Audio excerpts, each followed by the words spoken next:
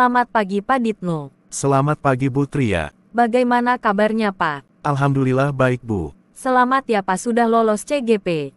Terima kasih Bu. Oh ya Pak, saya mau tanya. Bapak kan sudah ikutan CGP. Sebenarnya tujuan pendidikan menurut Ki Hajar Dewantara itu apa sih Pak? Soalnya saya belum tahu Pak. Kan Bapak mah calon guru penggerak. Oh itu Bu. Tujuan pendidikan menurut Ki Hajar Dewantara yaitu menuntun segala kodrat yang ada pada anak-anak, agar mereka dapat mencapai keselamatan dan kebahagiaan yang setinggi-tingginya baik sebagai manusia maupun sebagai anggota masyarakat.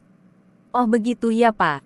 Terus saya belum paham tentang apa sih filosofi Ki Hajar Dewantara mengenai asas trikon itu.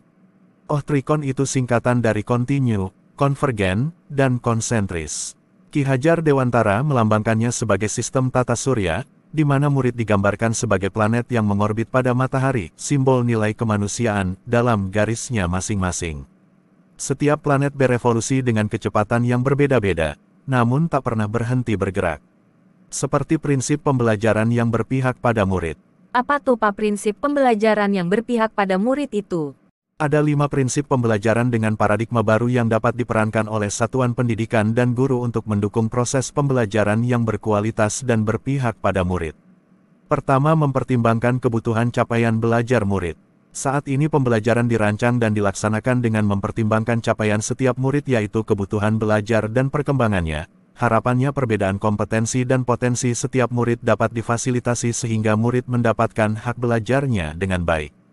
Salah satu contoh untuk memahami kebutuhan dan kemampuan murid, guru bisa melakukan evaluasi pembelajaran yakni dengan asesmen diagnostik sehingga guru bisa memutuskan penggunaan pendekatan pembelajaran terdiferensiasi untuk mengakomodir kebutuhan murid yang beragam. Kedua, membangun kapasitas belajar murid menjadi pembelajar sepanjang hayat. Murid mempunyai fisik, mental, dan pikiran yang akan terus tumbuh dan berkembang. Oleh karena itu diperlukan pembelajaran yang mengembangkan pada pikir tumbuh growth mindset murid mengetahui apa yang dipelajari, tantangan dan melakukan refleksi atas pengalaman belajarnya. Misalnya guru melibatkan murid dalam perencanaan pelaksanaan dan penilaian pembelajaran dengan membuka dialog dengan murid. Guru membantu murid menemukan dan menumbuhkan motivasi internal serta kepercayaan dirinya untuk menjadi pembelajar sepanjang hayat. Ketiga, mendukung perkembangan kognitif dan karakter murid. Keseimbangan kognitif dan sosial emosional menjadi penting bagi murid untuk menumbuhkan budi pekerti, maka diperlukan perencanaan dan pelaksanaan pembelajaran yang mempertimbangkan perkembangan karakter dan kompetensi murid. Contohnya guru mengembangkan kecakapan berpikir murid dengan penguatan literasi melalui teks. Guru menumbuhkan kecakapan sosial emosional dengan mengapresiasi proses belajar berempati, bekerja sama, dan sikap saling membantu antar murid.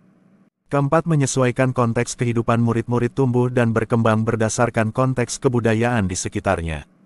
Oleh karena itu perencanaan dan pelaksanaan pembelajaran harus sesuai dengan konteks kebudayaan dan kehidupan di mana murid berada dan ini selaras dengan fungsi satuan pendidikan yang salah satunya adalah untuk memelihara warisan budaya yang hidup di masyarakat. Sebagai contoh, guru membantu murid mengenal konteks diri dan lingkungannya seperti berpartisipasi dalam kegiatan adat atau budaya sebagai proses belajar murid.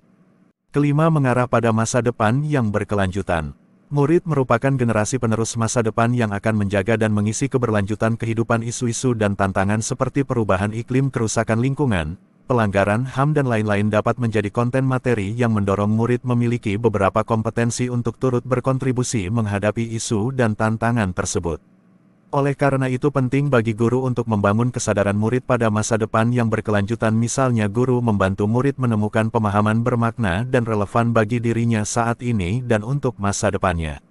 Berarti tantangan guru dalam pembelajaran yang berpihak pada murid banyak ya Pak?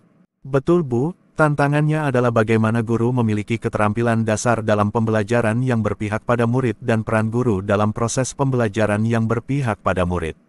Tapi ada solusinya, diantaranya adalah keterampilan dasar yang harus dimiliki oleh guru dalam pembelajaran yang berpihak pada murid, diantaranya, 1. Menarik perhatian siswa dengan gaya bicara yang menyenangkan dan penjelasan yang mudah dipahami.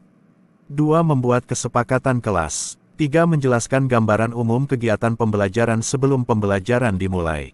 4. Meningkatkan motivasi murid. 5. Mengaitkan pembelajaran dengan mata pelajaran lainnya. 6. Mengadakan evaluasi. Sedangkan pembelajaran yang berpihak pada murid salah satunya dengan memberi kesempatan murid untuk mengemukakan pendapat. kemudian memberi kebebasan membangun sendiri pengetahuannya, tidak selalu mengikuti keinginan gurunya. Murid diberi kebebasan untuk memahami pelajaran sesuai dengan caranya. Wah, terima kasih banyak nih Pak Ditno atas penjelasannya. Saya jadi mengerti tentang pembelajaran yang berpihak pada murid. Sama-sama Bu. Oh ya Pak, saya mau ke kelas dulu karena saya ada jam di kelas 7C. Oh ya Bu, silakan.